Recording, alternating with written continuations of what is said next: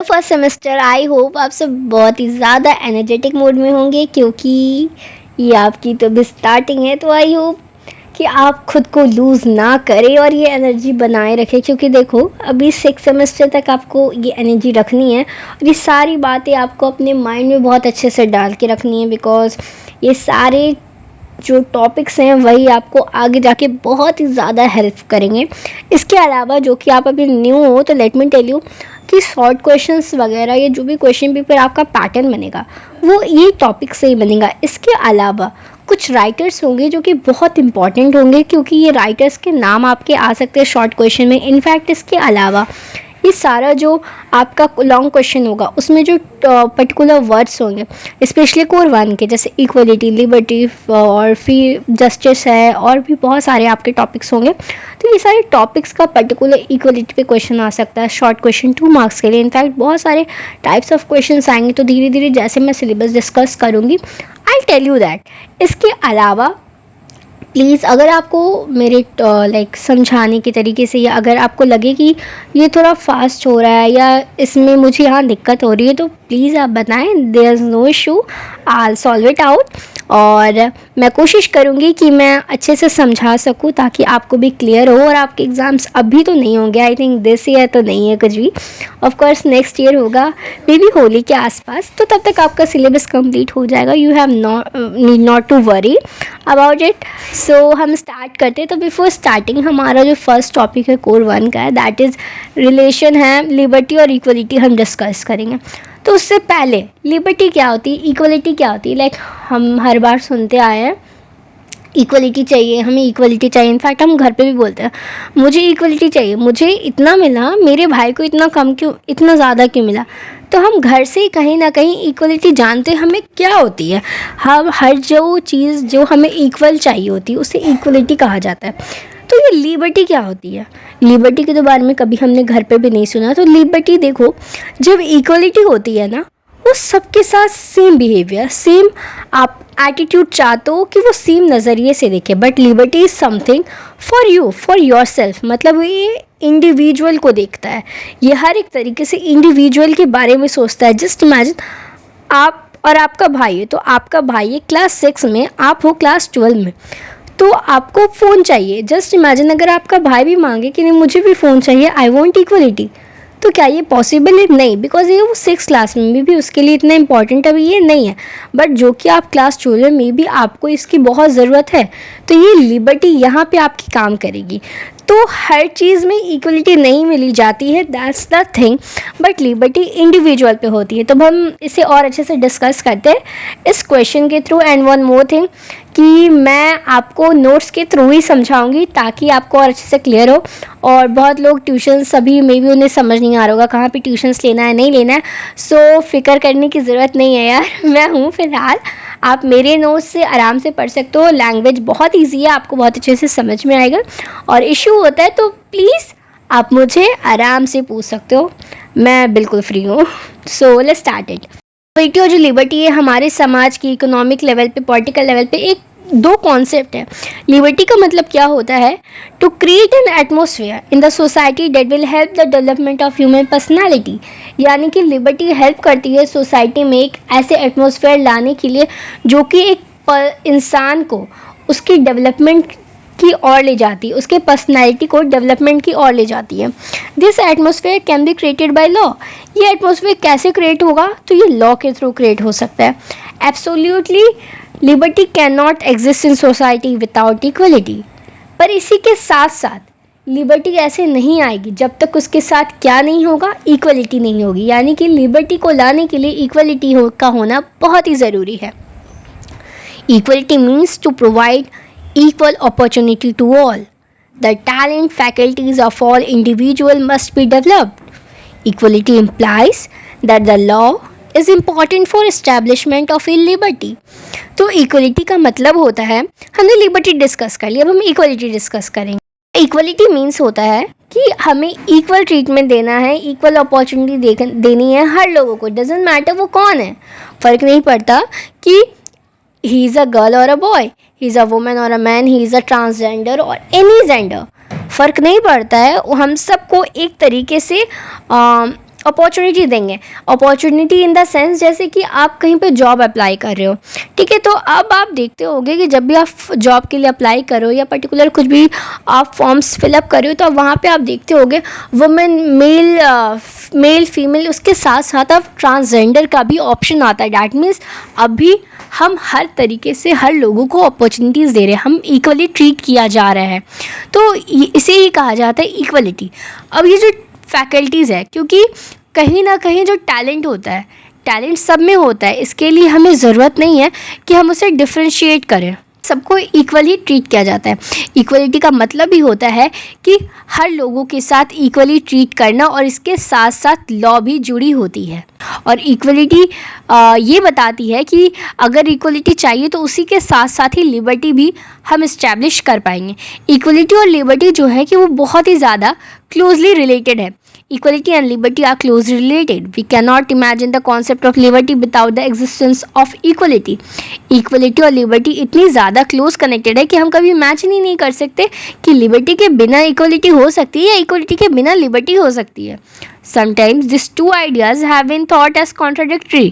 कभी कभी तो लगता है ऐसा कि ये दोनों जो आइडिया हैं वो एक दूसरे को contradict कर रहे हैं, अपोज कर रहे हैं। According to Lord Acton and Spencer, equality is against liberty. So जैसे कि मैंने कहा था शॉर्ट क्वेश्चंस आ सकते हैं, तो दो राइटर के नाम आ सकते हैं कि किसने कहा इक्वलिटी इज़ अगेंस्ट लिबर्टी, तो लॉर्ड एक्टन और स्पेंसर का नाम आप याद रख लेना।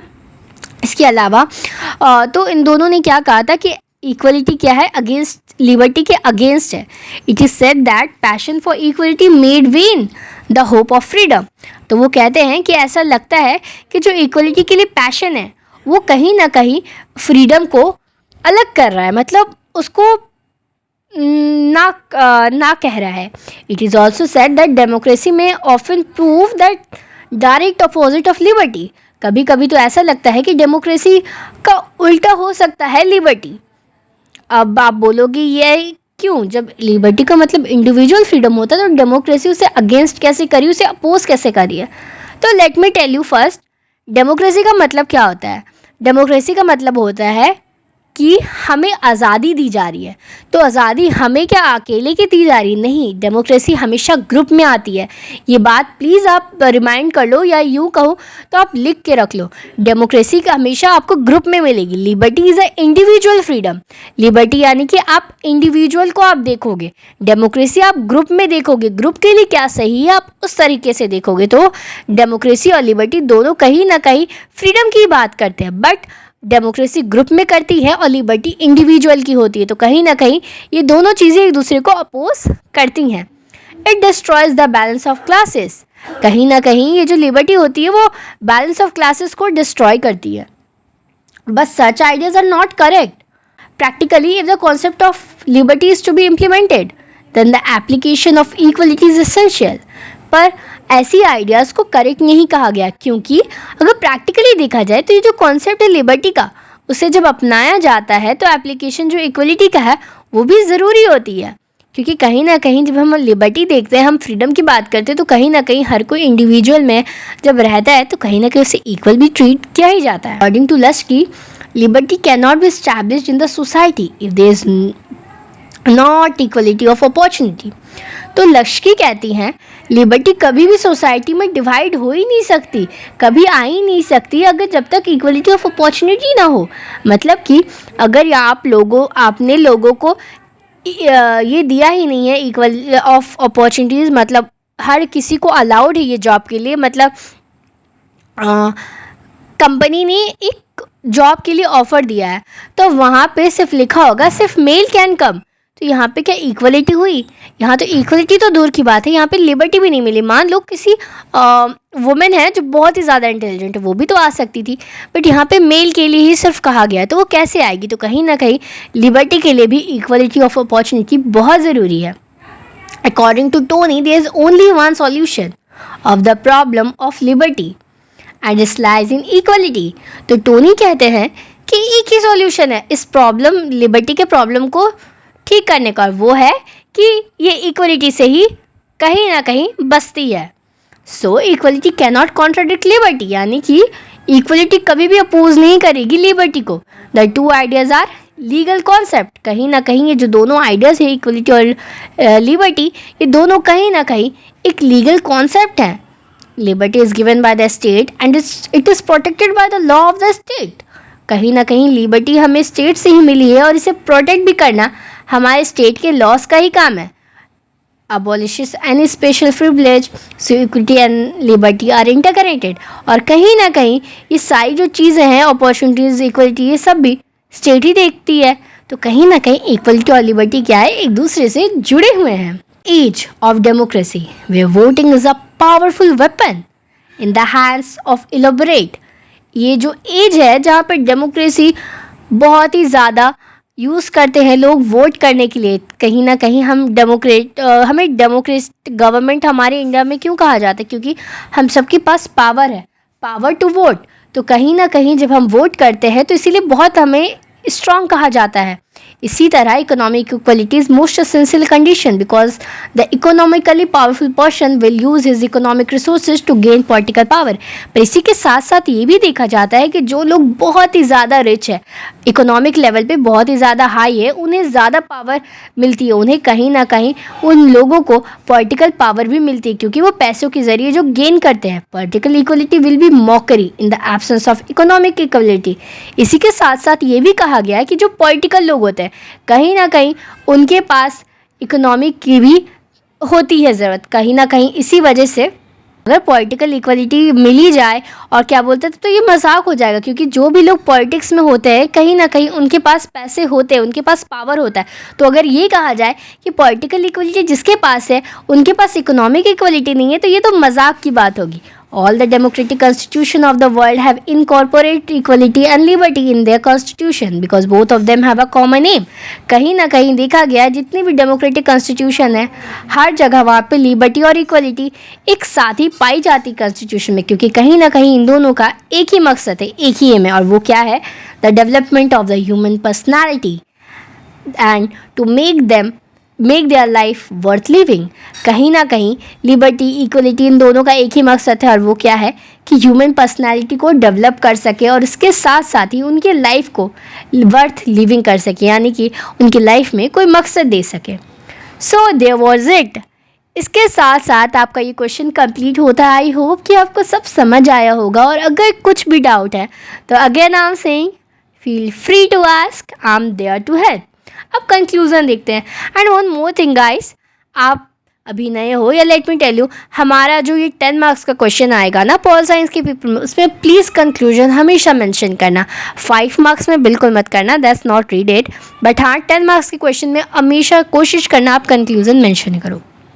सो कंक्लूजन क्या है?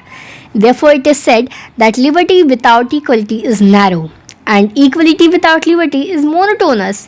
यानी कि लिबर्टी को अगर इक्वलिटी के अलावा देखा जाए तो वो नैरो, कोई कुछ है नहीं उसमें, और अगर इक्वलिटी को विदाउट लिबर्टी के देखा जाए तो उसमें भी कुछ बात नहीं। यानी कि कहीं ना कहीं दोनों एक दूसरे से बहुत ज़रूरी है ह्यूमन एग्जिस्टेंस के लिए। Both of them are the essential condition of human existence. अगर इंसान है और उनकी ज़िंदगी के लिए ये स्टेट की तरफ से ये लिबर्टी और इक्वलिटी बहुत ज़रूरी है। एंड इसी के साथ हमारा आंसर कंप्लीट होता है। वन मोर थिंग, 10 मार्क्स का क्वेश्चन अगर आप जानना चाहते हो कैसे लिखते हैं तो देखो, ज़्यादा कुछ टफ नहीं है, सब कुछ इजी है। अगर आप कोशिश करो तो आपको सब आसान लगेगा। तो पहले आपको क्या करना है, अगर कुछ भी 10 मार्क्स का क्वेश्चन आता है तो first you have to write the definition. ठीक है, जो भी चीज़ आप जिस चीज़ से क्वेश्चन पूछा गया तो उस पर्टिकुलर चीज़ को पहले आप डिस्कस करो। लाइक अगर डेफिनेशन है तो डेफिनेशन लिखो, या उसके बारे में कुछ डिस्कशन है तो डिस्कस करो।